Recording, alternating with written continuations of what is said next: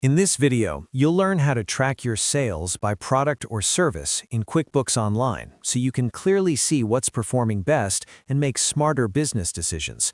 Start by signing into your QuickBooks Online company and heading to the left-hand navigation. Click on Reports. This takes you to the Reports Center where everything is organized into categories to help you quickly find what you need. Make sure you're on the Standard tab so you're viewing the built-in reports provided by QuickBooks. Next, scroll down to the Sales in Customers section. This area focuses on your sales activity, including what you sell and who you sell to. Look for the report called Sales by Product or Service Summary and click it to run the report.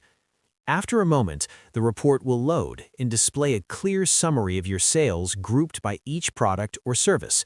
You'll typically see the total amount sold, and depending on your setup, you may also see quantities, rates, and subtotals. This makes it easy to identify your top-performing products or services and spot any that may need improvements.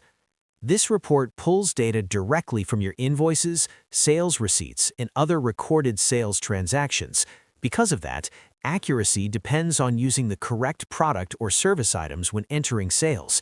If something doesn't look right, it could be due to incorrect item selection or the date range you're viewing.